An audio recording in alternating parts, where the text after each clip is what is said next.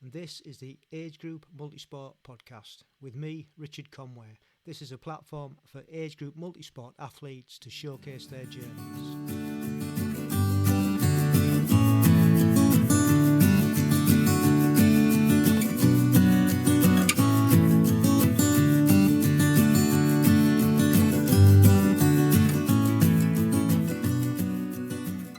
Welcome along to the Age Group Multisport Podcast, and thank you once again for taking your time out to support us and listen to another fantastic age groupers journey. Hope you're all well. Hope your training's going well, and if you're racing or you have raced, I hope you got the results that you wished for. There's been quite a lot of races on recently, but we'll discuss them in a bit. So today's guest, I was first made aware of this gentleman by a previous guest who got to know him while they were flying to an event, and the gentleman's name is Douglas Wood. You could say he is an elder statesman of our age group family, and he's written a book. He's the author of The Renaissance Triathlete, which he quite kindly sent me and signed. And I have read it, and it's a really good read, so we'll be putting the details of that in the show notes and also at the end of the show, so you can look that out, because it is really, really worth, no matter what age you are, giving it a read. So lots to get into with Douglas. Fascinating chap. Great insight to how he trains at the age he does. We talk about the support system that he's put in place to help him carry on doing triathlons in his 70s, both physically and mentally. And he's got some interesting insight into that. Talk about his trips over to visit his daughter in the UAE and taking part in triathlons over there and being part of the triathlon community when he's out there. And although he coaches himself pretty much, we talk about the physiotherapist that's helped him through the years with his injuries. He has a mental strength coach that has been a fundamental part of his success in continuing to take part in triathlons.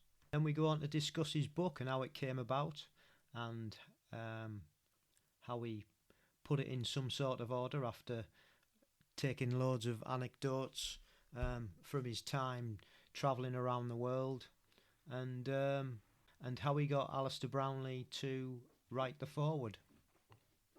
So, fascinating chat. I hope you enjoy it. Lovely, lovely man, and an inspiration again to us all. So, hope you get something from it. So that's coming up. On the last episode, I mentioned that we were putting a team in at the sprint relay up at Woodhorn Museum in Northumberland. And one of our teammates, Steve Hunt, was up there at the sprint triathlon, which was a qualifier for the Europeans next year. He was trying to qualify, so we put a team in, and we did all right. We come second. Yay! It was filthy. It was absolutely horrible. It was blowing a hoolie. It was wet. It was miserable, but it wasn't cold, which was a bonus. So Jo Hunt, Steve's wife, she did the swim. It was over 750. She claimed it was about 800 metres. And then I did the bike and come off at a roundabout. Yeah. I wasn't the only one. Not too much damage. John Armstrong, who was on the podcast a couple of episodes ago, he was also up there racing, trying to qualify. And he also came off, and he fared a lot worse than I did. His knees was all bloodied, his arms were all bloodied. He was in a mess. But again, he wasn't the only one either. There was a lot of people that had come off on that roundabout. Some oil must have been spilt on the road.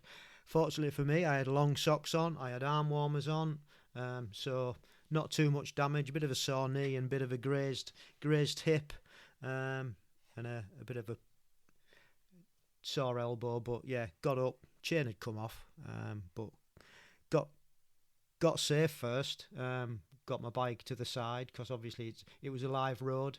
There was still traffic on the road, so pulled myself to the side, got my chain back on, jumped back on, and away we went. And I tried picking off all the people that had passed me as I was to the side of the road. And I enjoyed it. I had a really good ride. Really, really happy with the performance apart from that one mishap.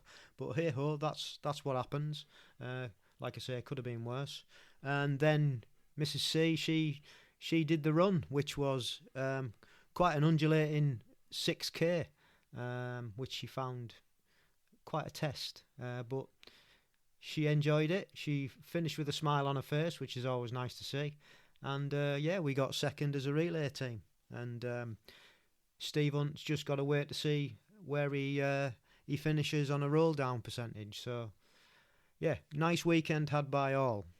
Last weekend it was the Sprint and Relay World Championships over in Hamburg, as well as the age groupers. The elite were over there as well racing, and got to say it was fantastic to watch on the TV.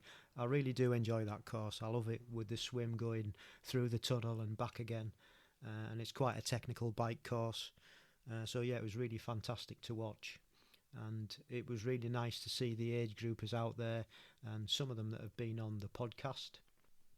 Yanni Christodoulou, Karina Kaufman, Nicky Dick and Ben Somerville were all out there racing, and looks as if they've had a good race and they enjoyed it, enjoyed the whole experience, from what I've picked up from Instagram and Age Group News.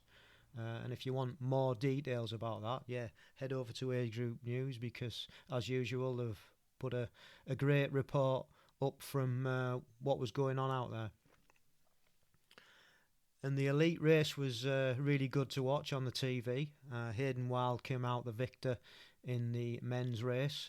He pretty much stole a march on everybody else in T2. And in the ladies,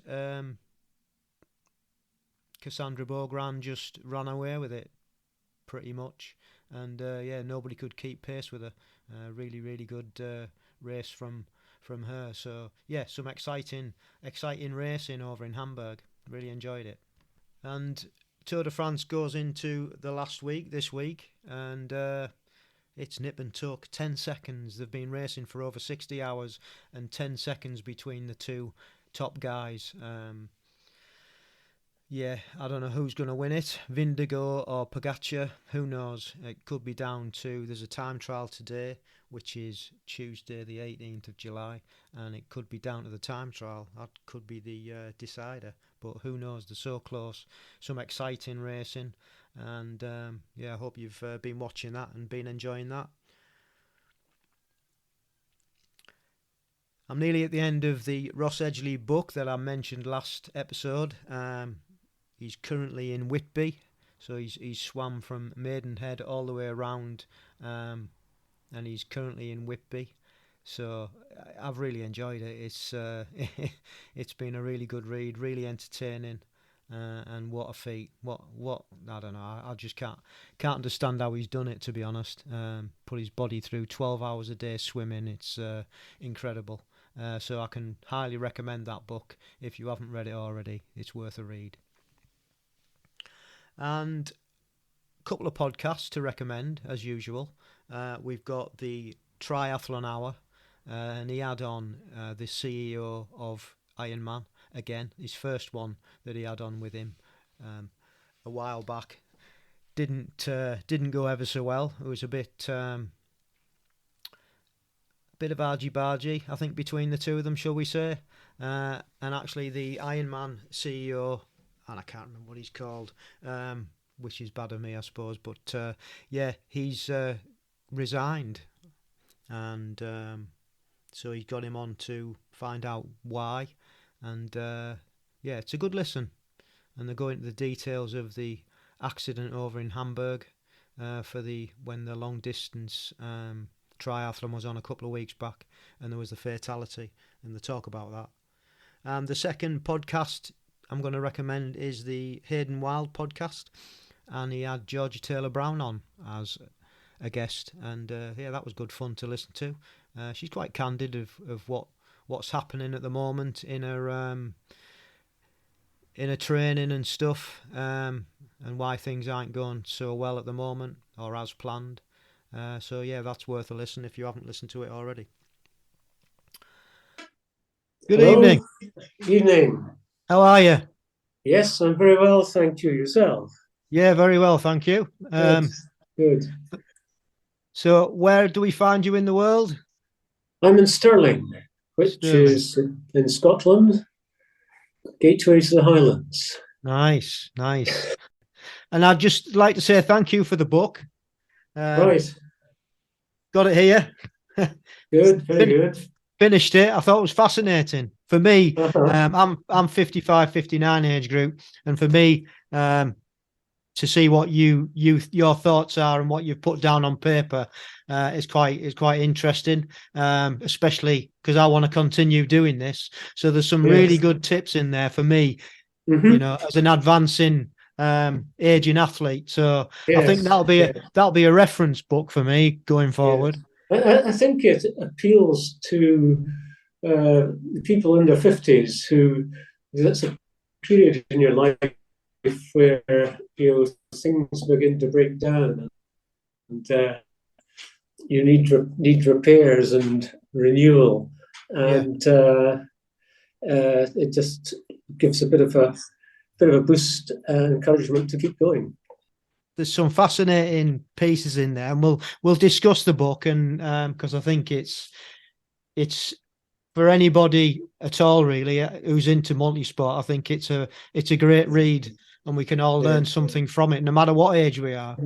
In fact, a number of people who are not into triathlon at all have said they found it fascinating because it actually is relevant across other sports. Yeah, And also, I intended to actually say a bit or explain a bit about what triathlon entailed. I mm. mean, people know it's swimming, cycling, running, but actually what the ethos of the event and what it's like actually doing it. Yeah, And there are lots of facets to it and transitions and so on. yeah, yeah. And I guess yeah, you're right. I mean, unless you've actually in the sport or you watch the sport, yeah, people probably they're not sure what goes on other than Mm-hmm. you, like you said, swim, bike, and run. So yeah, Yes. it's. But I was fascinated, by the other parts of it. How you've progressed. What when you nearly stopped, and you've got the strength coach, and you've got the mental bit in there, and Yes. all those Yes. things was just it's just it's just almost putting everything together to make you be able to continue to do it and getting these things at different times, and it's fascinating. So if you Mm-hmm. just want to introduce yourself and Right. tell us a Well, little bit about you growing up. I'm Douglas Wood. I live in Stirling, and I'm a member of Stirling Triathlon Club. I've been retired for 16 years, and one of the first things I did when I retired was to take a coaching course, triathlon coaching.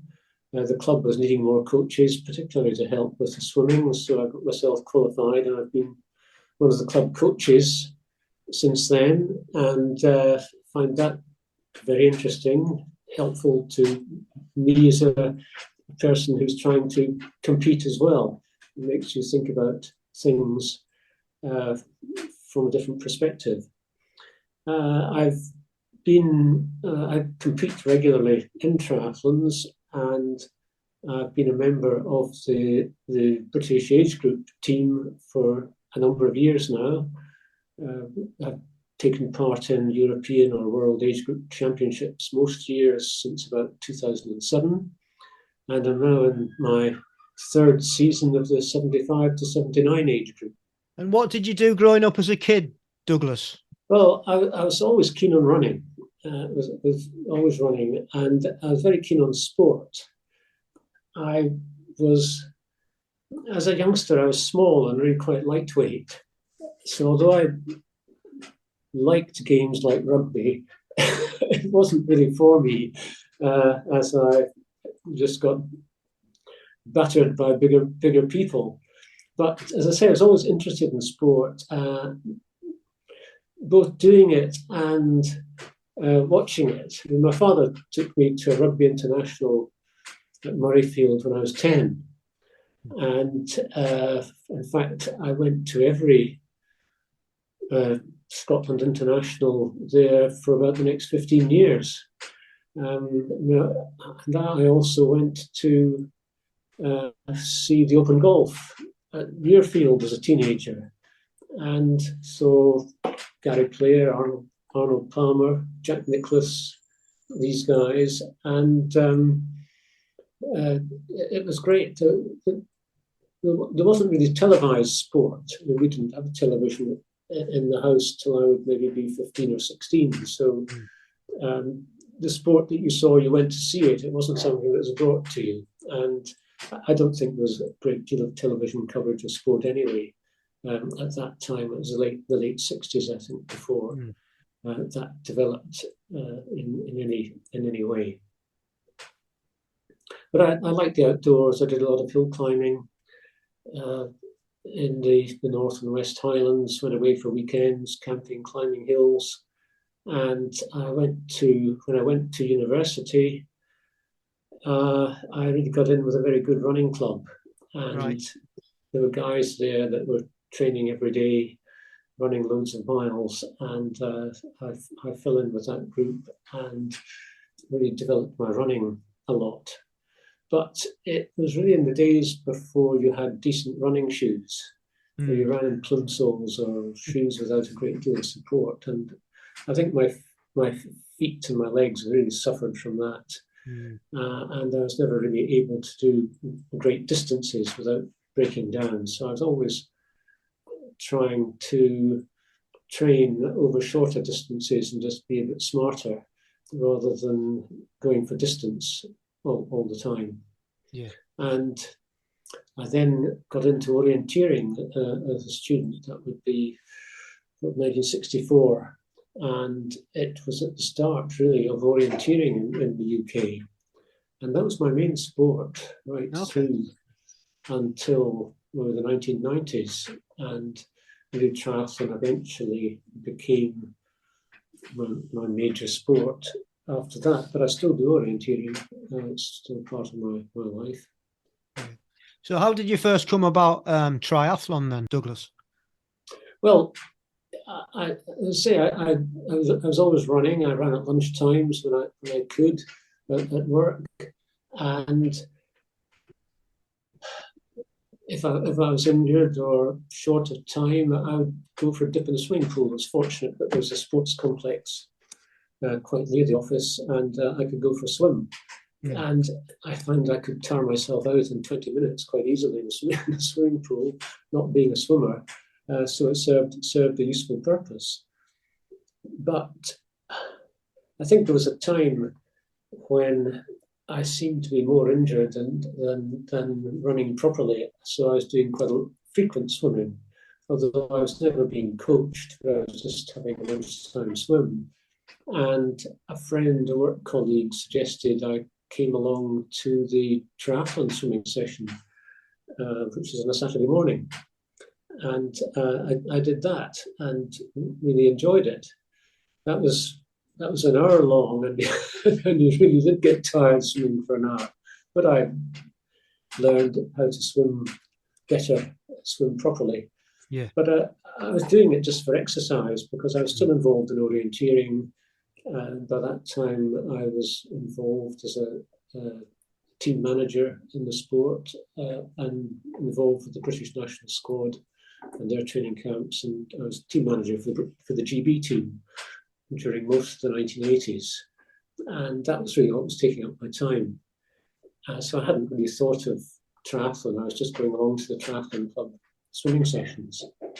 But I did try one, I think it was 1990. And enjoyed it. Really enjoyed it. It was a pool swim, and enjoyed it very much. But then my weekends were still taken up with other things, and I didn't do another triathlon for another 3 years. So you can say my entry to multi-sport was rather gradual and almost accidental. The other thing I should mention is that I cycled to work. It's about 3 miles each way. So for several years I've been cycling to work. I had a running background, and I'd been swimming at lunchtime, so it was possibly inevitable. Yeah, yeah. It all seems to just like little bits here and there, and then I'll put it all together, and there you have it, Yeah, yeah, without you yeah. even knowing. Yes, that's right. Yeah. But I think I didn't really become passionate about it, really serious about it until after I retired, because I didn't Right. really have the opportunity and the time to devote enough attention to it, or to devote enough attention to keeping myself in decent condition. Yeah. Yeah. So, how many triathlons did you do in total before you started taking it seriously in your retirement? Would you Well, say?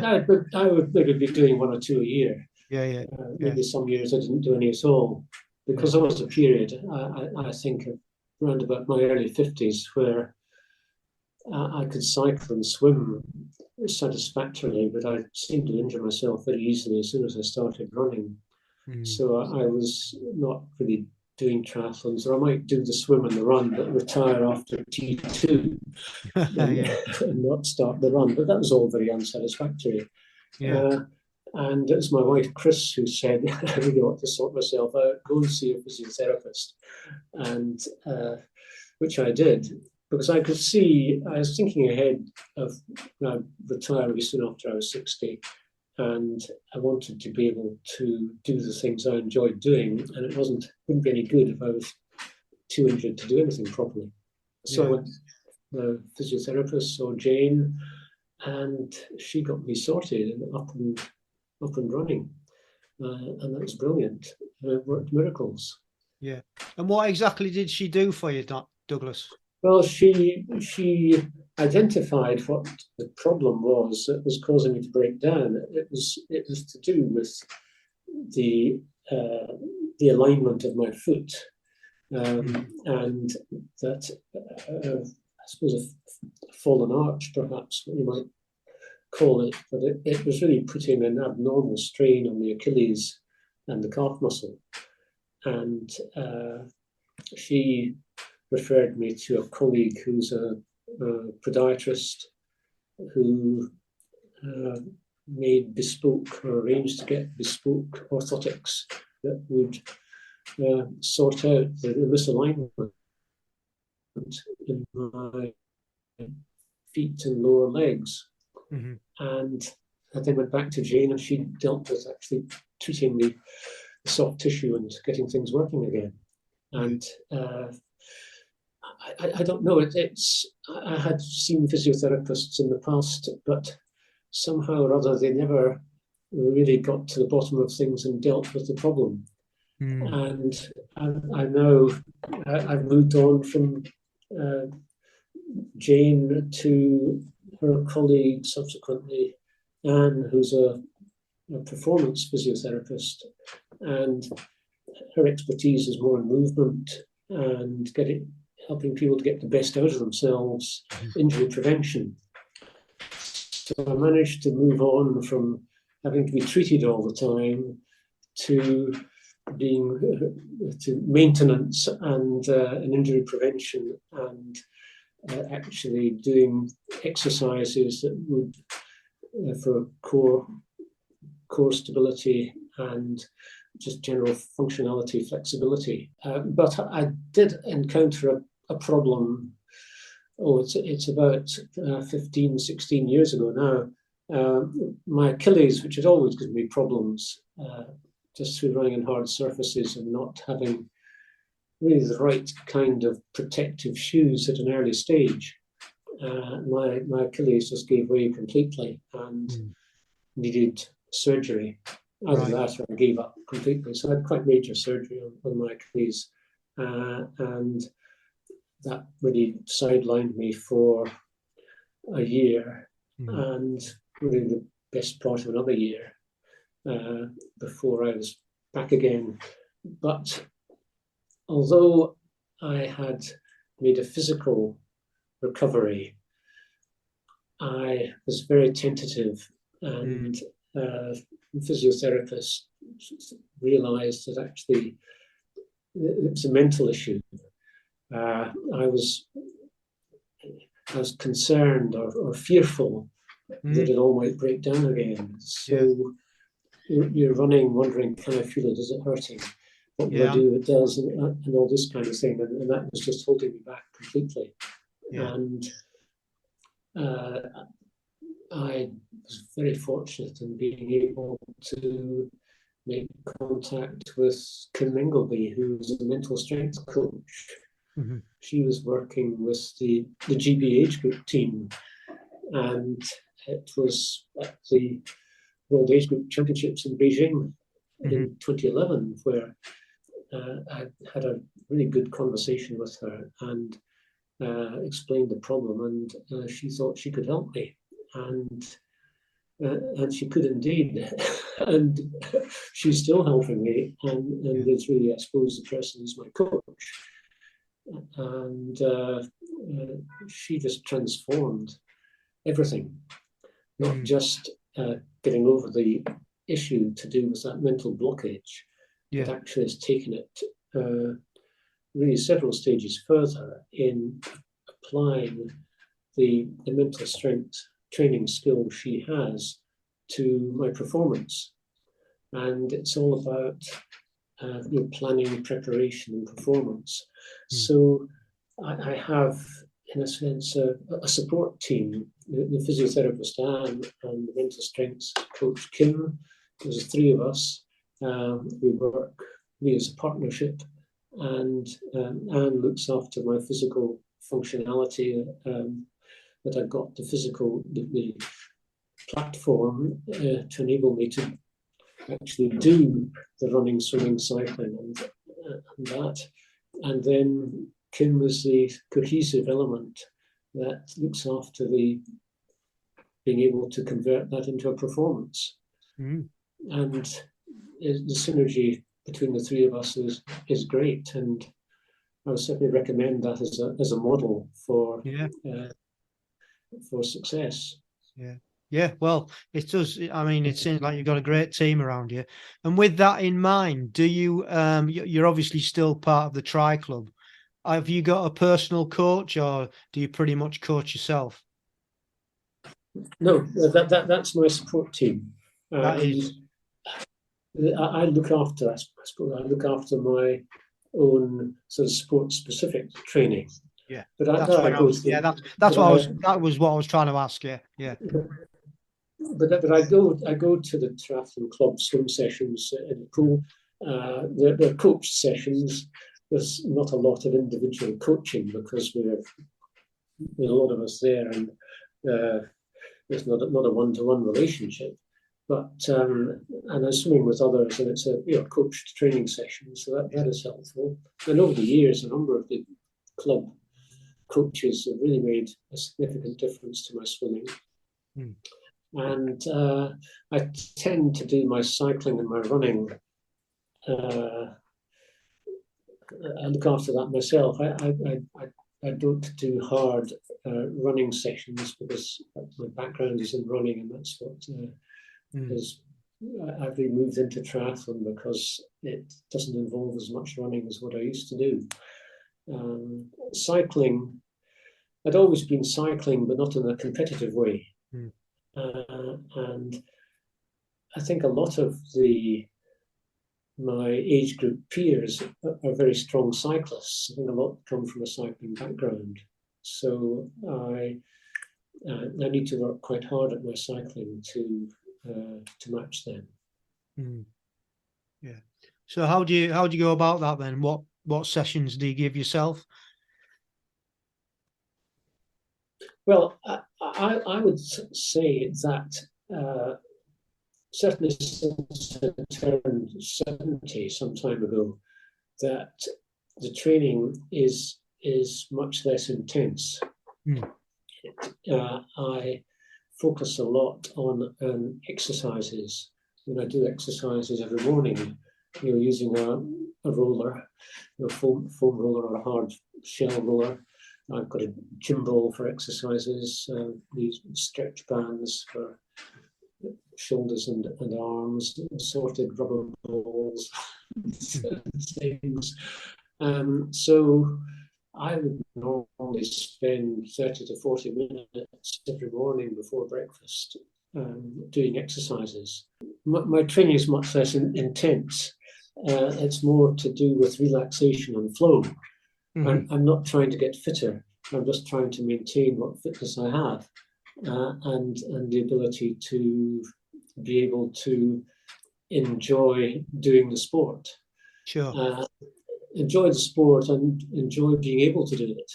And I think the actual exercises are a key part of that, because without the actual functionality, being able to get the range of movements that your sport requires, you're not going to be able to do it or enjoy doing it.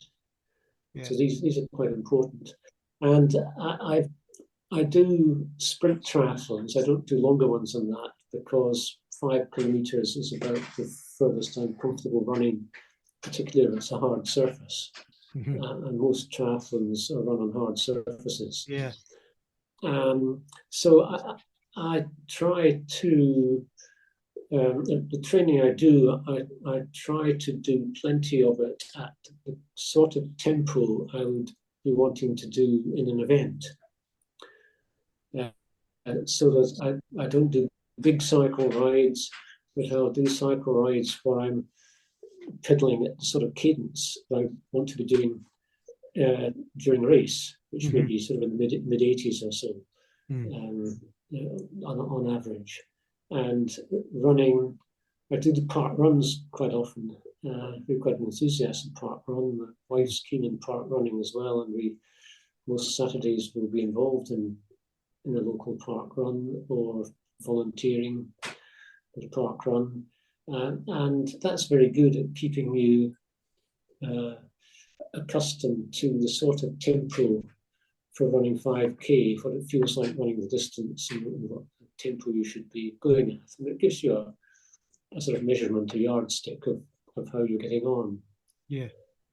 With swimming, I swim outdoors once a week, certainly. Have a regular session with some others. We swim weekly all year, right through the winter, right, as well. And I think although the winter swimming is not so much a training session as because you're more focused on actually managing yourself in cold water.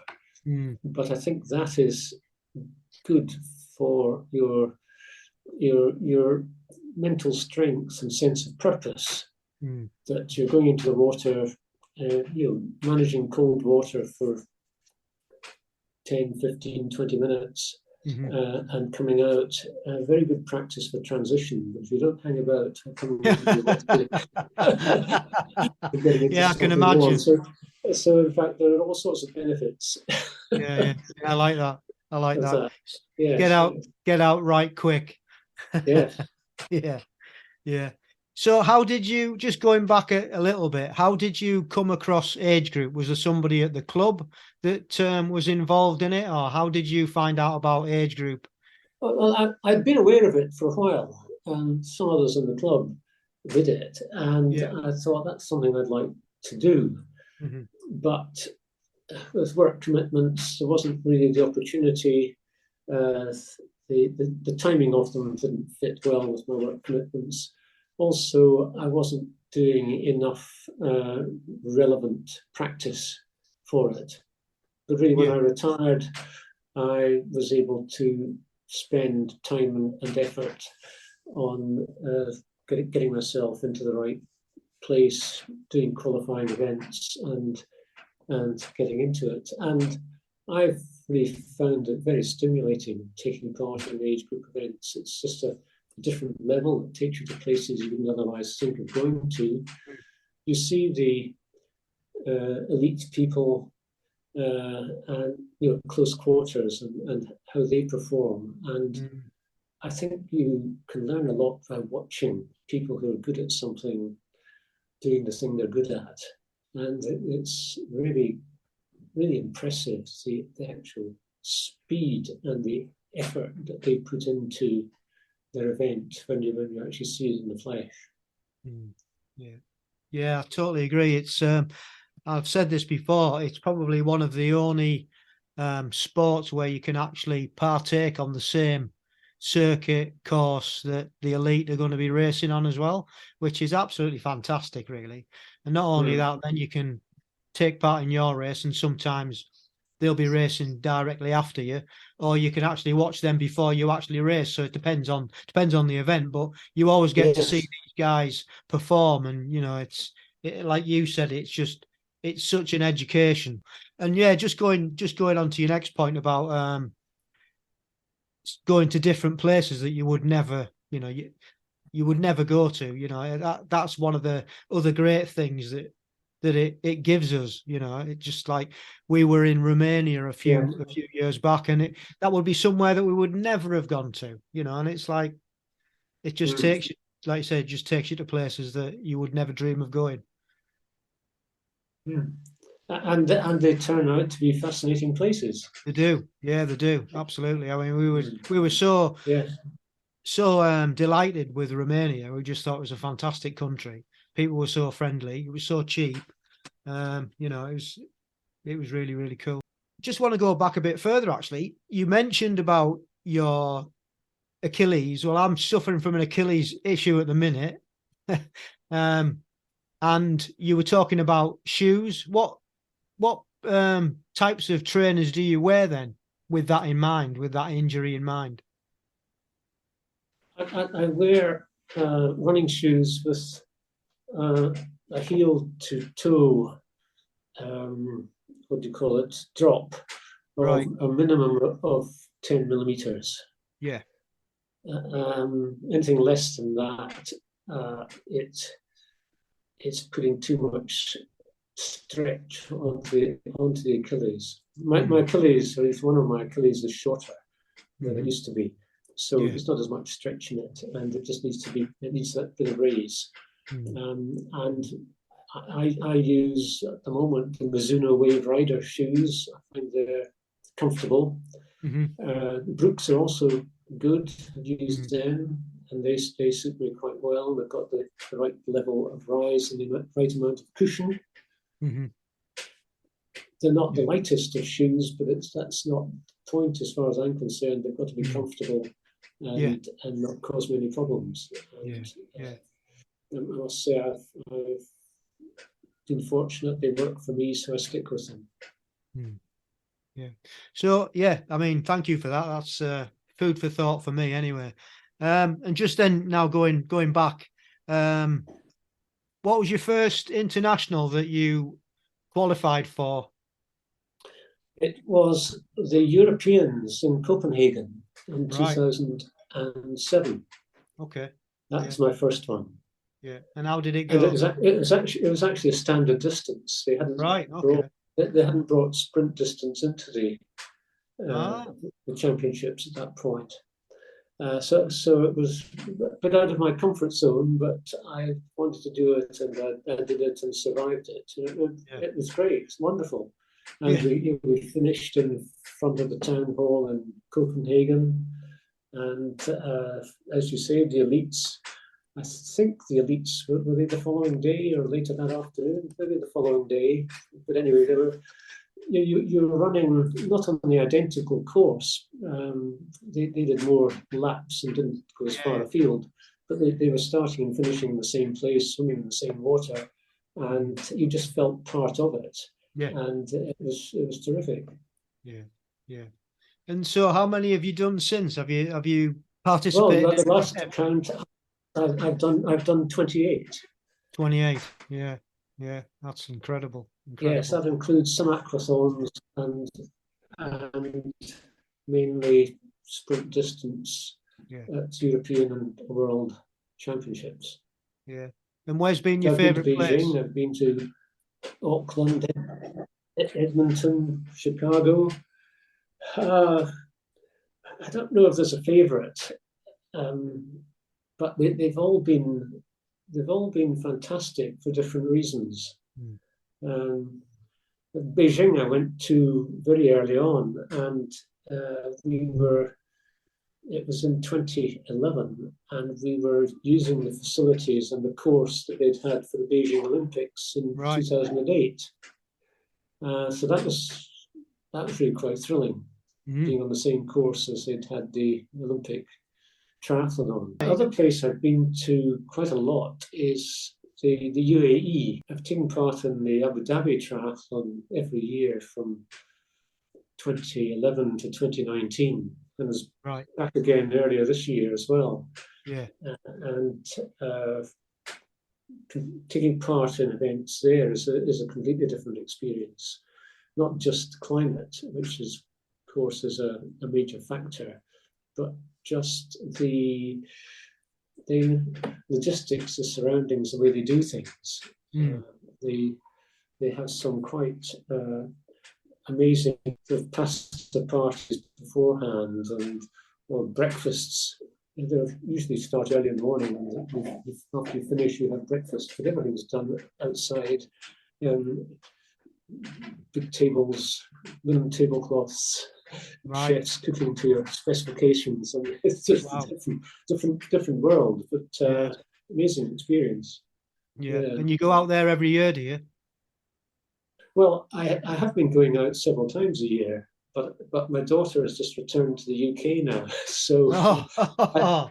So there goes your excuse then for going over. After about 12 years in that part of the world, so I think that's probably come to an end. You're gonna have to find somewhere else for your winter training then. Yes, but it's certainly in the winter time, between November and March, it's very, very nice indeed. But by March, it's getting hot, very hot. And did you used to go out for the winter? Oh no, I would just go out for 10 days at a time, a week or 10 days. Usually in the autumn. Well, my wife and I, we went out, and maybe again in February, March, to coincide with the main Abu Dhabi triathlon. And my wife helped as a volunteer at the event sometimes. And certainly the first few we took part in, when it was all new to them, the registration, wasn't in a field. It was in a 5-star hotel, and the volunteers were fed with cakes and coffee from tea trolleys by waiters in white gloves. It was just a completely different setup altogether. As you would expect over there, actually. I would have expected nothing less. That's fantastic. But it was good fun, really good fun. Yes, and sometimes I would go and train with the local club. The swim session, they had sessions to swim in the sea, and it was good. And it's how sport enables you to integrate with local people wherever you go. You go to the local sports club and you can join in. The same happens with visitors that come here, of course, and it's a great way of meeting people and getting into a new place. It's definitely a leveler, isn't it? I mean, that's a fantastic story. I want to just talk a little bit about your book now, that you kindly sent, as I said, and I've read it and I really got a lot from it. And how did it come about? Well, I'd always sort of hankered after writing something, but I didn't know what I could write about. And then the obvious thing seemed to be to write about the thing I was interested in, which was triathlon. But and I spoke to one or two people, and what came through to me was that there are quite a lot of things written for people who are doing sport or about people doing sport in their 50s, and also to some extent in the 60s, in magazine articles and so on. But I hadn't really noticed anything about people doing sport in the 70s, how you should train or what it was like. So I thought that if I do the book, the thing to do is to write about my experience really as taking part in my 70s, because that's the bit that is different from what's out there. And it all started to coincide with lockdown, and the opportunity was there to get on with it and just do it. Yeah. And so I just spent time writing down my thoughts. And it was, I had a lot of anecdotes, and you'll have come across various anecdotes in the book, but it was how to make something interesting, how to actually bring all these disparate bits of information together in some kind of coherent form. And that was where I really reached a bit of an impasse, because I've written quite a lot and I needed something to pull it all together. I did get a light bulb moment that helped to resolve that and really made it into a mixture of the sequence of a triathlon event, talking a bit about the components of a triathlon event, but not the same event, just components from different events, but in a sense, so that the book had several threads. It had the thread of progression through an event, it had the thread of progression through a season, and it had progression in developing skills and learning as we're going along. And I think it has worked quite well that way. And in fact, it had a rather abrupt ending point, because the ending point was when everything stopped in the spring of 2020. Triathlon came to a stop, sport came to a stop, everything did. And we were left wondering what was going to happen next when we came out the other side. So I'm glad that I've come out the other side and doing triathlon again. So I wondered, will I still be interested, or will I still be able to do triathlons after all this and we get started again? And I was gratified that in fact I was able to get going again and take over from where I left off. Yeah. So maybe there'll be a sequel sometime. We don't know. In a few years' time, you're going to have to do part 2, or post-COVID, it could be, or something. Just to say how it's gone since then. What I wanted to talk about was the enjoyment that you get from doing sport as an older athlete, the satisfaction that you get from doing it, from doing your best. You are slowing down. That's inevitable. And I wasn't aware of the research that there'd been on aging and sporting performance until after I'd written it, or near the end of writing the book. And I started looking at some of the research. And age-related performance does decline gradually. And generally speaking, at the age of 60, the pace of decline increases. And then at the age of 70, it becomes an exponential decrease. And I wasn't aware of that, but I was always trying to slow down the rate of decline by trying to improve some aspects of what I was doing. My swimming actually improved during my 60s. There's better technique. I swim my best probably about the age of 68. And improving your transitions, you can always take another half minute off your transitions by working on things. And you can't easily take half a minute off your running time and your swimming time. So the places where you can gain and just being more consistent,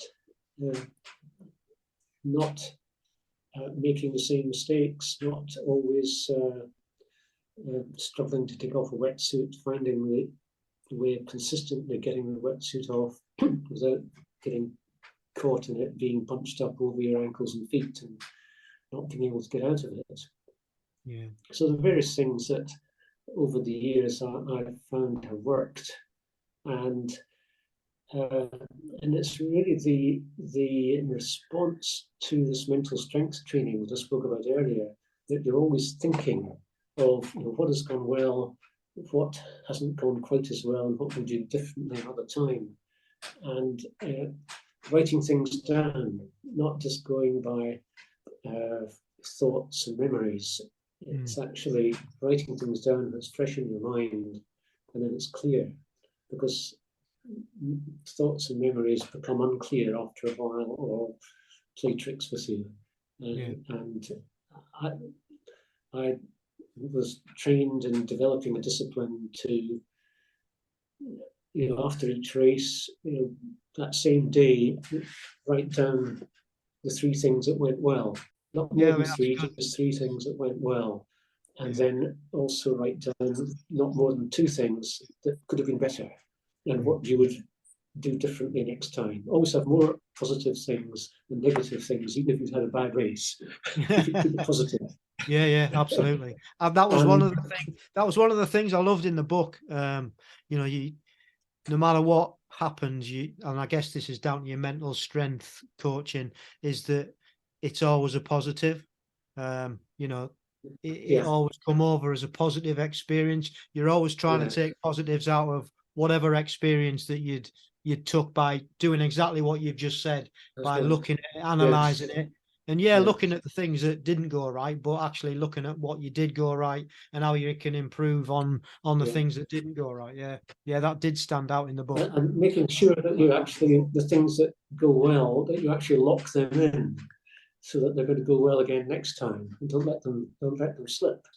But it's actually having a positive approach to everything, and always have a plan for your race.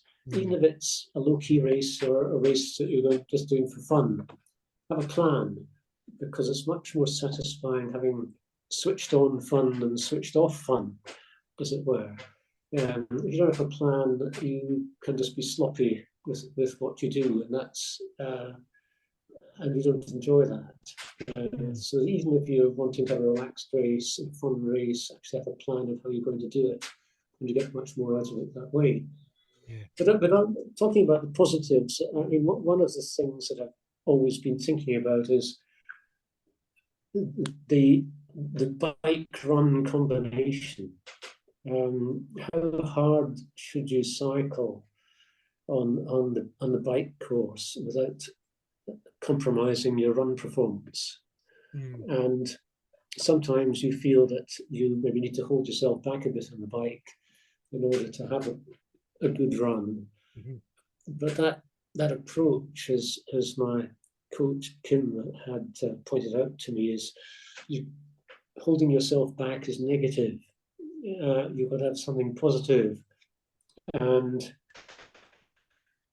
she talked me around into saying I need to have the best bike ride to give me the best run. And thinking of that way, it's positive. And as a coach, she doesn't tell me, we discuss something. She poses questions that I should ask myself. What should I do differently? What would make a difference? What am I going to do between now and then that will make me better prepared for that event? And she discusses it in a way that makes me come up with the answers. Not giving me the answers, but I eventually come out with the answers, and you then feel that you have taken ownership of the answer because you came out with it, and you're accountable for it. It's not that you're doing something that someone told you; you're doing something that you actually worked out for yourself. But it's this way of being able to ask the probing question that brings out the answer that's right for you. I mean, I think we all could do with that, to be honest, most of the time. Looking at things that way. And I think your mental coach has certainly done the job on you, and it's paying dividends. Yes, absolutely. I mean, obviously there has to be a kind of synergy or chemistry between the individuals for it to be successful. But I'm lucky in that that has developed well in that direction. But my final question was, how did you get Ali Brownlee to write you forward? Well, So he knows who I am. And when it was put to him, he was very helpful indeed and very generous with his time, very supportive. And really, he is a superb ambassador for our sport. The way he encourages people, has time for juniors and older athletes as well. So yes, it was excellent that he was happy to do that and very supportive. How did it come about? How did you get him to do it? Well, I approached him. Yes, I was able to get in touch with him, Right. and he responded and said yes, he'd be delighted. Well, he asked me first of all to send him the manuscript, so he had to read through it and then said he'd be delighted. Well, I imagine the lockdown situation helped. Yeah. Well, yeah, true. Yeah, quite. Because he wasn't touring the world. Yeah, absolutely. Yeah, excellent. Well, that's a fantastic story. Like I said, it's a great read, and I think that's a great place to finish that. I've just got the final quickfire questions to ask you, as I ask all the guests that come on the podcast. And the first one is, what's your favourite bit of kit? Oh, that has to be my shades. I've got a super pair of Oakley shades I've had for about 10 years now. Really dark lenses, and I always wear them for my races. Even if it's raining and dark, I'll have them on. I don't wear them at other times, I just wear them for my races. It's part of my uniform. Yeah, nice. I don't think we've had that answer before. Most people say the bikes, so I like that. And I like a pair of Oakleys. Yes. I do like my bike. I've got a really super road bike and a great time trial bike. But yes, very attached to my shades. Cool. Great answer. And what resources do you use, Douglas, to help you with your triathlons? And it could be books. What do you mean by that? Resources. It could be books. It could be podcasts. It could be websites. Whatever. People. What? I don't use any of these things, but I do use models of excellence. Right. This is a theme put to me by Kim, my mental strength coach. Identifying people who have qualities that you would like to have more of in a particular situation. So, and you look at what they do. This person ask them about it. It could be someone who's famous, or just could be someone in the club that and is good at a particular thing. They may be really smart at transitions. Watch what they do, ask them about it, and really you learn from these things, and then use these models of excellence when you're competing. Imagine you're that person doing this particular thing, and it could be to do with how they prepare for a race. That they are particularly calm, or they deal with pressure well, or it could be that they're really smooth runners or good swimmers, and I keep refreshing them. It's not always the same people, the same individuals. It could be a model of excellence for the whole event, or a model of excellence for a particular aspect of the thing. So I think it's observing other people and watching what they do, watching the people who are good at something, and seeing what you can learn. And I think if you volunteer at an event, one time I was on the transition, at the exit to transition, and the things you saw there, how people got on their bikes and how they got off their bikes, and it was just a day of doing that. You're absolutely convinced that was the best way to do it after you'd seen people, all the different ways they got on and off their bikes and the time they took. Yeah, it's a great answer. Again, a unique answer. Nobody's ever said that before. And I think we can all learn from watching and asking questions of people like you've just said, who are really, really good at something. So yeah, thank you for that. That's a great answer.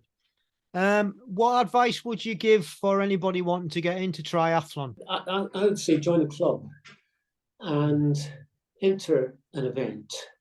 A low-key event, a local event of some kind. So that gives you a target, and then you try it out. Don't choose an Ironman. Start off with something that is achievable, and that there's no pressure involved in doing it, and then take it from there. Then you can work up to bigger things. And what advice would you give to someone who's doing triathlons who would like to get into age group? I think it's a great thing to experience going to one of the international age group events. It's not for everyone. I know people who have taken part of them and not enjoyed the experience. I found it really stimulating and a great thing to do. But I think if you're going to your first one, you need to remember that there are a lot of people there for whom it's their first one. So don't let yourself be overawed. Don't be overawed by pointy helmets and fancy kit. A lot of people there are doing the first one as you are. You'll have qualified to be there, so you're there and you deserve to be there. You're worthy of being there. And just be confident and do your own thing, and you can surprise yourself. Yeah. I love that. Love that answer. Fantastic. And then finally, Douglas, what are your short and your long-term goals? Well, in the short term, I've got the World Age Group Championships in Hamburg in 2.5 weeks' time. So I want to give a good account of myself there, do the best I can. It's all about having a performance that you feel you've done your best, the best possible. Not necessarily podiums and that sort of thing, but if you feel that you've had a good result, done your best possible, that's immensely satisfying. So that's the short-term one. In the long term, I'd like to keep taking part in triathlons if I'm able to. As long as I enjoy it, I want to be able to keep doing it, and hope that I can continue doing that for a while yet. Cool. Great. Yeah. Well, good luck with it all. Good luck with Hamburg. I think, like I said, it's inspiring for me, and it'll be inspiring for a lot of people. And I'm sure all your club members are inspired by what you do and what you get up to.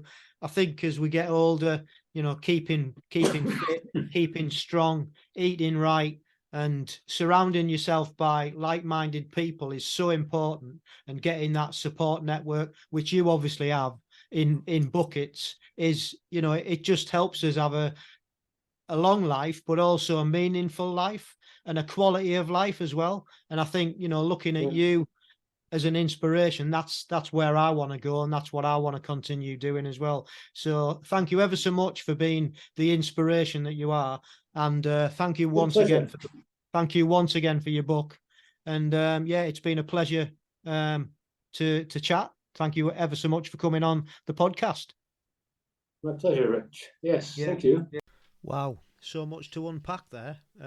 Really enjoyed that, and as usual, I've learned quite a lot. Fascinating answers to the quickfire questions towards the end there, and tickled me that his favourite bit of kit was his Oakleys. I've got a passion for Oakleys. I've always worn them, and I love Oakleys as well. So that was nice. And I loved his answer to the resources quickfire question, and that he didn't have any other than that he used models of excellence, and that's he said came from his mental strength coach, who's obviously equipped him with that to look at, and where he identifies people who've qualities that he would like and he can use to get better. I think it's just a really, I never thought of it, never even entered my head, but I guess that's what a mental coach will bring you, these different ideas of how to go about gaining knowledge. And I really enjoyed that answer, and you've got to look into that, I think, because I think that's something that we all could use. So I hope you enjoyed this. I really enjoyed, like I've said, speaking to Douglas. Really nice man, and good luck to him in all his endeavours coming up. And do look out his book. You can find it on his website, which is the renaissancetriathlete.com. You can buy it at Amazon, Barnes & Noble, Foyles and Waterstones. So yeah, give it a look out, and give it a read. It's like I say, can't recommend it enough.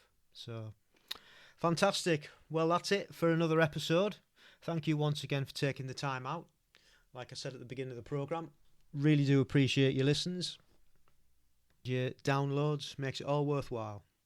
It's great to be able to bring these stories of these wonderful athletes, and keep us entertained and learn, actually. Yeah, never stop learning, as Douglas has showed us in this episode. So if you want to get in touch, you can email us at agegroupmultisportpodcast@gmail.com. We are on Instagram at amp_1967. You can DM us, and if you're an age grouper or you know any age groupers that would like to come on the podcast and do exactly what Douglas has done, just drop us a DM or email us and we'll sort something out. We're on Facebook at AmpGB, and you can find all our podcasts on our own website, which is agegroupmultisportpodcast.buzzsprout.com. We're also on Twitter at agegroupmultisportpodcast. And that's about it for now. So stay safe, keep training, and love the process.